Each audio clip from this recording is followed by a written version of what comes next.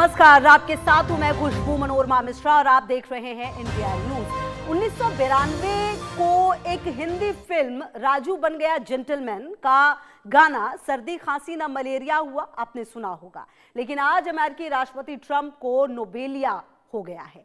Trump के इस नोबेलिया को समझिए.com से विस्तार से जानेंगे, जिसके लिए वो कुछ भी करने को तैयार है। ऐसे में पहला सवाल यह है कि आखिर ट्रंप ने नॉर्वे पर लेटर बम क्यों फोड़ा है। ट्रंप को जिसकी चाहत थी वो तो वेनेजुएला की विपक्षी नेता ने उन्हें दे ही दिया। दूसरा सवाल ये कि क्या ट्रंप का नॉर्वे को धमकाना महज एक बहाना है, असल में ग्रीनलैंड निशाना है। और तीसरा सवाल ये कि ट्रंप जिसे राष्ट्रीय सुरक्षा के लिए खतरा मान रहे हैं, वही रूस खुलकर ट्रंप के साथ क्यों आ गया है। दुनिया हैरान है और अपने अनुसार इसका विश्लेषण भी कर रही है, तो बने रहिए हमारे साथ।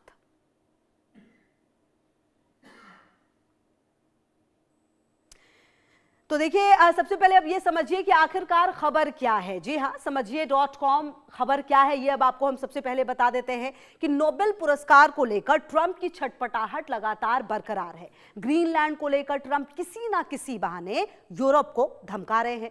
ट्रंप ने नॉर्वे के पीएम को पत्र लिखकर धमकाया है। जी हाँ, यूरोपीय देशों पर 10% अतिरिक्त टैरिफ लगाने का ऐलान कर दिया है। आपको बता दें कि फ्रांस की शराब पर 200% टैरिफ लगाने की धमकी दे दी है। ट्रंप की ग्रीनलैंड की जिद एटमी युद्ध करा सकती है। जी हां, और ऐसे में कई सारे सवाल उठने लगे हैं और आपको बता दें कि ग्रीनलैंड विवाद अब नई ऊंचाई पर पहुंचता हुआ नजर आ रहा है, क्योंकि राष्ट्रपति ट्रंप लगातार अपनी जिद पर हैं और कहीं ना कहीं उनकी ये जिद ये बताती है कि उन्हें नोबेल के लिए जिस तरीके से लगातार बार बार कहा है, अपने इंटरव्यूज में कहा है कि उन्हें मिलना चाहिए नोबेल, क्योंकि उन्होंने कई जगहों पर शांति कराई है, अब ये किस तरीके से धीरे धीरे आगे बढ़ रहा है ये आप देख सकते हैं। तो ट्रंप की जो ग्रीनलैंड की जिद है, क्या वो एटमी वॉर करा सकती है, ये बड़ा सवाल है। जी हां, देखिए, ग्रीनलैंड विवाद अब नई ऊंचाई पर पहुंच गया है। जी हां, अमेरिका के राष्ट्रपति डोनाल्ड ट्रंप ने नॉर्वे के प्रधानमंत्री जोनास गेहर स्टोरे को धमकी भरा संदेश भेजा है। ट्रंप का गुस्सा नोबेल पुरस्कार ना मिलने के बाद फूट पड़ा है। उन्होंने स्पष्ट कहा कि अब शांति उनके लिए कोई प्राथमिकता नहीं रही, उनका पूरा ध्यान ग्रीनलैंड पर केंद्रित है और वो इसे अमेरिका के लिए किसी भी कीमत पर हासिल करना चाहते हैं। ट्रंप ने नॉर्वे से आग्रह किया कि वो डेनमार्क से ग्रीनलैंड अमेरिका को सौंपने के लिए कहे। अमेरिका का तर्क है कि ग्रीनलैंड की सुरक्षा केवल अमेरिकी नियंत्रण में सुरक्षित रहेगी। विशेषज्ञों का मानना है कि यह रणनीति दबाव, डर और धमकी के तत्वों पर आधारित है। विश्व समुदाय में इस कदम को लेकर खलबली मच गई है। बिल्कुल लाजमी भी है। नोबेल पुरस्कार न मिलने का गुस्सा ट्रंप को सीधे अंतर्राष्ट्रीय नीति में दिखाई दे रहा है। यह विवाद अमेरिका और नॉर्वे के बीच कूटनीतिक टकराव को नया मोड़ भी दे सकता है और नया मोड़ बनता हुआ नजर भी आ रहा है। अब ऐसे में सवाल यह उठता है कि आखिरकार ट्रंप की यह जिद है क्यों। जी हां, आपको बता दें कि ट्रंप ने नॉर्वे के पीएम को लिखे लेटर में वास्तव में क्या कहा है, वो भी अब आपको हम बताएंगे। ग्राफिक्स के जरिए समझाने की कोशिश करेंगे कि आखिरकार इस लेटर में क्या लिखा हुआ है जिसने दुनिया को परेशान कर दिया है। और कहीं ना कहीं आपको बता दें कि इस लेटर में जो लिखा है वो अब आपको बता देते हैं। चूंकि आपके देश ने 8 युद्धों को रोकने के लिए मुझे नोबेल शांति पुरस्कार से सम्मानित नहीं करने का फैसला किया है, इसीलिए अब मुझे केवल शांति के बारे में सोचने की जरूरत नहीं है। हालांकि शांति हमेशा सर्वोपरि रहेगी, लेकिन अब मैं इससे सोच सकता हूं कि संयुक्त राज्य अमेरिका के लिए क्या अच्छा और सही है। यह लेटर में लिखा गया है और कहीं ना कहीं अब सवाल यह हो जाता है कि क्या जो नोबेल है वो बहाना है और ग्रीनलैंड निशाना है। ऐसा इसीलिए भी क्योंकि जिस तरीके से जो गुस्सा है ट्रंप का वो लगातार और बार बार सामने आया है, वो ये बताता है कि कहीं ना कहीं स्थितियां जो हैं वो किस तरीके से बदली है। आप देखिए, डोनाल्ड ट्रंप ने भले ही नोबेल के बहाने नॉर्वे पर गुस्सा उतारा, लेकिन उन्होंने मुख्य मुद्दे पर आने में तनिक भी देरी नहीं की और ना ही कोई लंबी चौड़ी भूमिका बनाई। ट्रंप ने कहा डेनमार्क रूस या चीन से उस जमीन यानी ग्रीनलैंड की रक्षा नहीं कर सकता है। वैसे भी डेनमार्क के पास कोई लिखित दस्तावेज नहीं है, तो फिर उसके पास स्वामित्व का अधिकार कैसे है? बस इतना ही है, सैकड़ों साल पहले वो शिप वहां उतरी थी, एक शिप, लेकिन हमारी शिप भी वहां उतरती थी। ये जो तर्क है वो दिया गया है ट्रंप की तरफ से, और कहीं ना कहीं जब ये तर्क सामने आया है तो अब नजर आता है कि आखिरकार ग्रीनलैंड को लेकर जो ट्रंप है उनकी जिद किस तरह से लगातार हर दूसरे दिन बढ़ती हुई नजर आ रही है, और कहीं ना कहीं ये जिद आखिरकार कहां लेकर जाएगी इसे ये भी देखना बेहद महत्वपूर्ण है। अब देखिए, जो जोनास हैं उनकी ट्रंप को दो टूक भी सामने आ गई है। जी हाँ, अब हर देश जवाब दे ही रहा है। आपने देखा पिछले दिनों ईरान ने भी जवाब दे दिया था। अब देखिए, नॉर्वे के जो प्रधानमंत्री हैं स्टोर ने ट्रंप को स्पष्ट किया कि नोबेल पुरस्कार विजेताओं का फैसला करने पर नॉर्वे सरकार का कोई अधिकार नहीं है। स्टोर ने एक बयान में कहा, मैंने राष्ट्रपति ट्रंप सहित सभी को स्पष्ट रूप से समझाया है कि ये बात सभी को पता है कि ये पुरस्कार एक स्वतंत्र नोबेल समिति की ओर से दिया जाता है, ना कि नॉर्वे सरकार द्वारा। ये जो क्लियरिफिकेशन एक तरह से आप समझिए ये दे दिया गया है, बता दिया है कि नोबेल पुरस्कार देने में नॉर्वे सरकार की कोई भूमिका नहीं होती है, बल्कि एक टीम है जो कि नोबेल पुरस्कार देती है। फिर भी ट्रंप का इस तरीके से धमकाना ये अपने आप में बताता है कि आखिरकार उनकी जिद कितनी ज्यादा तेज है। अब देखिए, नोबेल पुरस्कार को लेकर दुनिया में अक्सर राजनीति के आरोप लगते हैं, लेकिन इसकी प्रक्रिया तय और स्वतंत्र होती है।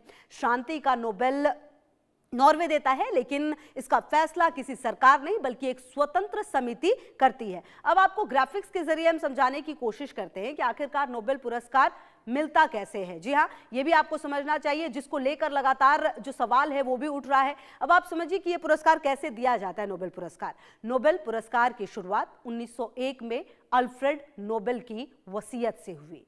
शांति पुरस्कार देने की जिम्मेदारी नॉर्वे की संसद द्वारा चुनी गई समिति को दी गई। इसे कहते हैं नॉर्वेजियन नोबेल समिति। जी हाँ, इसका समिति पूरी तरह से स्वतंत्र होती है, सरकार का सीधा इसमें दखल नहीं है। आपको बता दें कि दुनिया भर से नामांकन आते हैं, नेता, प्रोफेसर, संस्थाएं सिफारिश कर सकती हैं। महीनों की जांच के बाद समिति वोटिंग से विजेता तय कर देती है। अब ये ट्रंप को समझ में आए तब सबसे बड़ा सवाल है कि आखिरकार ये एक प्रोसेस है जो कि नॉर्वे सरकार नहीं कर रही है बल्कि एक समिति कर रही है। इसमें सीधे सीधे नॉर्वे सरकार का दखल नहीं है। ये बात शायद ट्रंप समझ नहीं पाए हैं, इसी वजह से वहां के प्रधानमंत्री को इतना लंबा चौड़ा जो पत्र है वो उन्होंने लिख दिया है। अब इसीलिए सवाल ये उठता है कि क्या ये जो पत्र है वो नोबेल बहाना है, लेकिन क्या ग्रीनलैंड सीधा सीधा साधना है, ये कहा जा रहा है।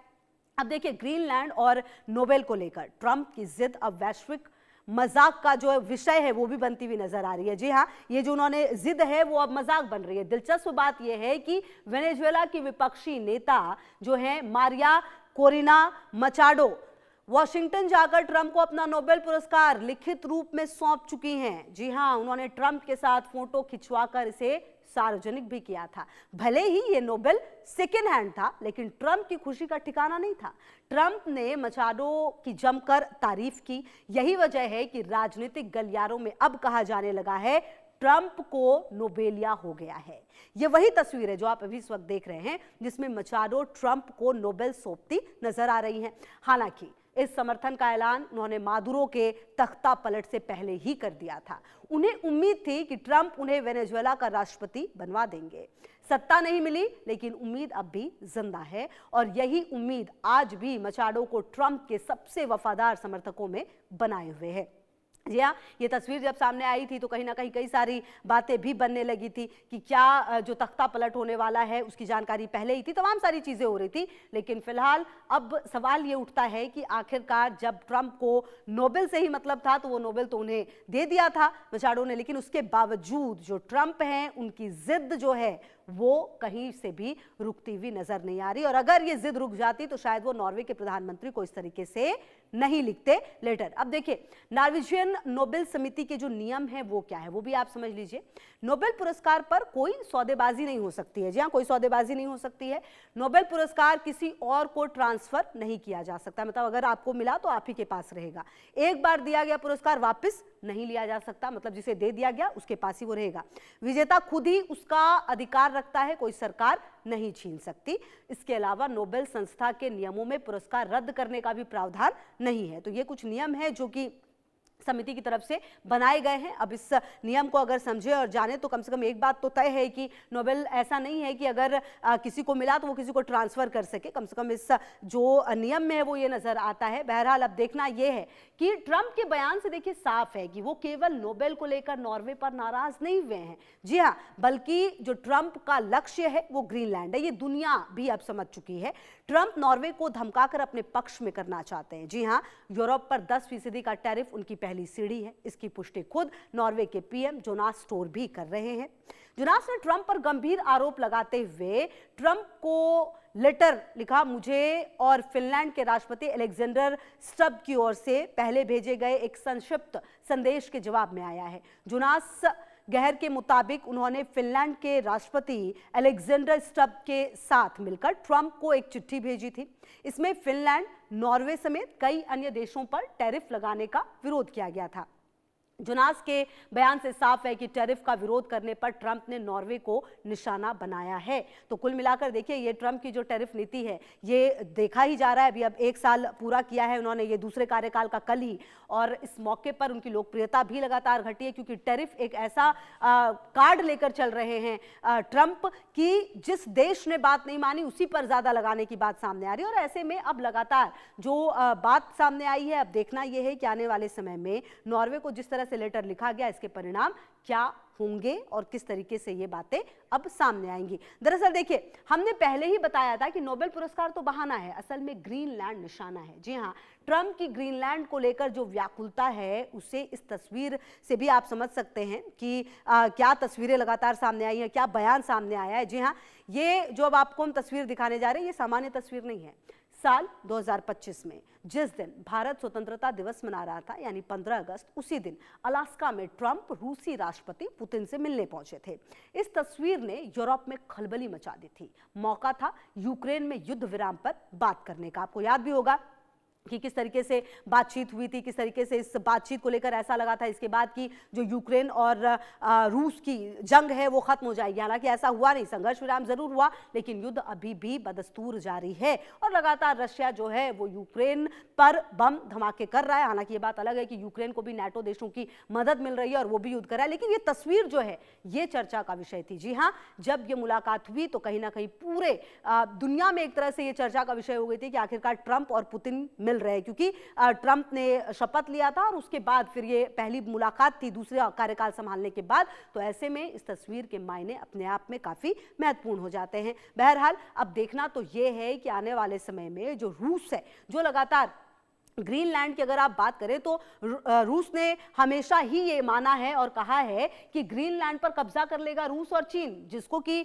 डेनमार्क जो है वो रक्षा नहीं कर सकता है, इसकी ये बात लगातार कही जा रही है और इसीलिए ग्रीनलैंड हमें चाहिए। ये तर्क जो है वो ट्रंप की तरफ से दिया गया है। लेकिन आपको बता दें कि जो रूस पर आरोप लगाते हुए नजर आ रहे हैं कि कब्जा कर लेंगे, आखिरकार वो क्या सोचता है, वो क्या कहता है, क्योंकि जो मुलाकात हुई थी उस दौरान भी कहा जा रहा है कि काफी महत्वपूर्ण बातचीत हुई। हालांकि जो यूक्रेन और रशिया की जंग है वो रुक नहीं पाई, लेकिन फिर भी उसके मायने काफी महत्वपूर्ण रहे। जी हां, और आपको बता दें कि ट्रंप और पुतिन की तस्वीर दिखाने की वजह ये तस्वीर है।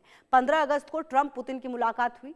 ट्रंप ने यूरोप के देशों को फोन कर पुतिन से मुलाकात के बारे में बताया। आलम यह था कि तीसरे ही दिन यानी 18 अगस्त को यूरोप के बड़े बड़े नेता वॉशिंगटन पहुंच गए थे। यह तस्वीर उसी की है जहां ट्रंप एक टीचर की तरह यूरोप के बड़े बड़े नेताओं की क्लास लगा रहे हैं। इस तस्वीर में आप देख सकते हैं कि किनारे यूक्रेन का नक्शा है, क्योंकि बात यूक्रेन पर ही हो रही है। इस तस्वीर को दिखाने के पीछे एक वजह यह भी है, अगर आप तमाम वजहों को समझें, कि इस दरबार के बाद ट्रंप ने मान लिया था कि यूरोप के नेता उनकी मुट्ठी में हैं, मैं जैसा कहूंगा वैसा ही होगा। जी हाँ, कम से कम इस तस्वीर के बाद ऐसा लग रहा था कि काफी ताकतवर बनकर अपनी दूसरी पारी में आए हैं और उन्हें यह भी लगा कि वो जब जो आदेश देंगे, जब जो कहेंगे जिस देश से, वो देश जो है वो मानने को तैयार हो जाएगा। हालांकि ऐसा हुआ नहीं है। आप पिछले कुछ समय में ही देखिए, ग्रीनलैंड को लेकर जब से ट्रंप ने बात रखी है, कई ऐसे देश हैं जो मुखर होकर ये कहते हुए नजर आए हैं कि हम ग्रीनलैंड पर जो कब्जा है वो नहीं होने देंगे। डेनमार्क के हम साथ हैं। कई देश ऐसे हैं जो खुलकर समर्थन करते हुए नजर आए, जबकि वो उतने मजबूत नहीं है, लेकिन जिस तरीके से साथ देते हुए नजर आ रहे हैं, ऐसे में अब सवाल यह है कि ट्रंप आखिरकार करेंगे क्या आने वाले समय में कुछ तस्वीर जो है वो बिल्कुल अलग नजर आएगी। अब देखिए, तमाम तस्वीरें तो हम आपको दिखा ही रहे हैं, अब एक और तस्वीर आपको दिखाएंगे जिस तस्वीर से काफी कुछ साफ होगा। जी हाँ, साफ ये होगा कि आखिर हम ऐसा क्यों कह रहे हैं कि जो फोटोज है वो भी काफी कुछ बयां करती है। देखिए, राजनीति में हर एक तस्वीर के अपने मायने होते हैं, चाहे वो देश की हो या फिर दुनिया की हो। जी हाँ, तो अब आपको एक और तस्वीर दिखा देते हैं। सब कुछ पिछली तस्वीर जैसा ही है, लेकिन फोटो में एक बदलाव है। 18 अगस्त 2025 की तस्वीर में यूक्रेन का नक्शा हटाकर वहां अमेरिका, कनाडा, वेनेजुएला और ग्रीनलैंड का फोटो लगा दिया गया है। अब दोनों तस्वीरों को एक साथ देख लीजिए। हम आपको अब दोनों तस्वीरें एक साथ दिखा देते हैं। जब आप दोनों तस्वीरें देखेंगे तो आपको फर्क समझ में आएगा कि ट्रंप के इरादे क्या हैं। जी हाँ, ट्रंप की ये विस्तारवादी नीति उन्हें चीन के करीब लाती है। ट्रंप ने तो पहले ही कनाडा को 51वां राज्य घोषित करने का विचार कर लिया था। हालांकि अमेरिका के अधिकतर राज्यों में किसी ना किसी बहाने अमेरिका में पहले ही मिलाए जा चुके हैं। ये दो तस्वीर देखिए जिसका हम जिक्र कर रहे थे। 18 जनवरी 2025 की तस्वीर है, जब पुतिन से मुलाकात हुई उसके ठीक 3 दिन बाद की तस्वीर है। अब ये तस्वीर 20 जनवरी 2026 की है, यानी कि कल की तस्वीर बताई जा रही है। अब देखिए, ये तस्वीर जो इसमें सबसे बड़ा फर्क क्या है, एक तस्वीर में अगर आप ध्यान से देखेंगे तो आपको यूक्रेन का नक्शा नजर आएगा, जबकि अब जब आप दूसरी तस्वीर देख रहे हैं तो आप देखिए कि इसमें कैसे ये नक्शा बदल गया है। तो कुल मिलाकर क्या माना जाए? माना ये जाए कि आने वाले समय में जो परिस्थितियां हैं वो बदल जाएंगी। जो ग्रीनलैंड को लेकर जो चाहत दिखा रहे हैं ट्रंप, क्या उसको लेकर कुछ बड़ा कदम उठाया जाएगा? ये तस्वीर कम से कम इसी बात की तस्दीक करती हुई नजर आ रही है कि ट्रंप जो हैं उनके लिए ग्रीनलैंड के मायने क्या हैं, और जिस तरह का वो आरोप लगातार लगाते भी रहे हैं रशिया पर और चीन पर, तो ऐसे में क्या आने वाले समय में जो ग्रीनलैंड है उसकी मुसीबत बढ़ेगी? क्योंकि ये तस्वीर 18 अगस्त 2025 की और एक तस्वीर 20 जनवरी 2026 की, जो कि लगातार हम आपको दिखा रहे हैं। तो ट्रंप के खौफनाक इरादों की एक और तस्वीर भी अब आपको दिखा देते हैं, जो एआई से बनाई गई है। जी हाँ, ये तस्वीर जो है वो एआई से बनाई गई है, जिसमें कि ग्रीनलैंड को भी दिखाया गया है। आपको बता दें कि ट्रंप के हाथ में अमेरिका का झंडा है। ये एआई से बनाई हुई तस्वीर है, ये हम आपको बता दें। उनके बगल में विदेश मंत्री मार्को रूबियो हैं, जो ट्रंप को चिट्ठी थमाते रहते हैं कि उन्हें क्या बोलना है और क्या नहीं बोलना है। साथ में अमेरिका के उपराष्ट्रपति जेडी वेंस भी हैं, जो ट्रंप की हाँ में हाँ मिलाते रहते हैं। इन तस्वीरों को दिखाने का मकसद ये है कि ट्रंप कहां जा रहे हैं, किस दिशा में बढ़ रहे हैं। ट्रंप की ये जिद जारी रही तो मानकर चलिए कि दुनिया को एटमी वॉर से कोई नहीं रोक सकता, क्योंकि देखिए आज के वक्त में हर देश अपनी रक्षा करना जानता है। आज के देश में हर कोई छोटा से छोटा देश भी अपने स्वाभिमान के लिए लड़ रहा है। ऐसे में ट्रंप जो कहे वो तमाम देश मान ले, ऐसा जरूरी नहीं है, और अब यही होता हुआ नजर आ रहा है। तो ऐसे में क्या आने वाले समय में ट्रंप की तरफ से कुछ बड़े कदम उठाए जाएंगे? और अगर ऐसा ही चला तो क्या दुनिया एटमी वॉर से रुक पाएगी? नहीं रुक पाएगी, क्योंकि देखिए हर देश अपने लिए जब लड़ेगा तो जो भी देश परमाणु संपन्न हैं वो अपने लिए लड़ेंगे, और वो भी इस्तेमाल करेंगे हर उस हथियार का, हर उस चीज का जो कि उन्हें युद्ध में बढ़त देगा। और ऐसे में दुनिया विनाश की तरफ बढ़ती चली जाएगी, क्योंकि ट्रंप जिस तरीके से जिद लगाकर बैठे हैं ग्रीनलैंड को लेकर, ऐसे में हो सकता है कि अगर कल उन्हें ग्रीनलैंड मिल जाए तो परसों किसी और चीज की जिद करे, परसों किसी और देश के लिए बात करे। तो ऐसे में ये यही रुकना चाहिए, ऐसा तमाम विशेषज्ञ मानते हैं, क्योंकि ट्रंप की ये जिद कहीं ना कहीं दुनिया को एक अलग दिशा में लेकर जाती हुई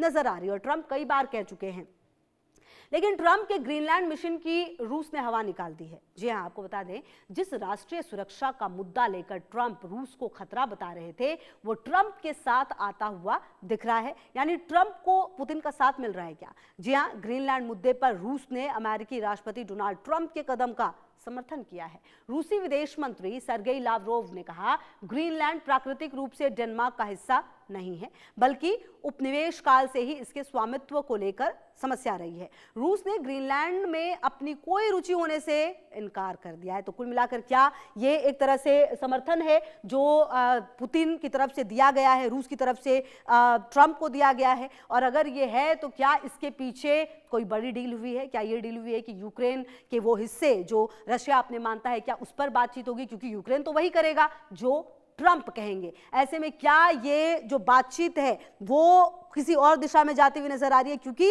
रूस ने ग्रीनलैंड में अपनी कोई रुचि होने से इनकार कर दिया। अब आप समझिए ना कि जो ट्रंप लगातार ये दावे करते हुए नजर आ रहे हैं कि ग्रीनलैंड पर अगर अमेरिका का कब्जा नहीं हुआ तो रशिया या चीन इस पर कब्जा कर लेगा और ये बहुत ज्यादा खतरनाक है, इसीलिए अमेरिका को आगे आना पड़ रहा है। ये दलील लगातार ट्रंप की तरफ से दी गई है। लेकिन अब जो रूस है, जो सर्गेई लावरोव हैं, उनकी तरफ से क्लियर ये कहा गया है कि ग्रीनलैंड में कोई रुचि नहीं है, मतलब ग्रीनलैंड में कोई रुचि होने से इनकार कर दिया गया है। ऐसे में बड़ा सवाल ये उठता है कि क्या आने वाले समय में जो तस्वीर है वो बदलती हुई नजर आएगी? क्या आने वाले समय में चीन की तरफ से भी कुछ ऐसा बयान सामने आएगा? क्योंकि चीन की विस्तारवादी नीति से तो दुनिया वाकिफ है। तो देखिए, कहीं ना कहीं अब देखना यह है कि जब रूस की तरफ से इस तरह का बयान सामने आ गया है तो अब माना यह जा रहा है कि चीन की तरफ से क्या प्रतिक्रिया सामने आएगी। क्या चीन की तरफ से भी कुछ बात सामने आएगी? क्योंकि देखिए, चीन की विस्तारवादी नीति दुनिया जानती है, हम जानते हैं कि चीन किस तरीके से अपना विस्तार करता है।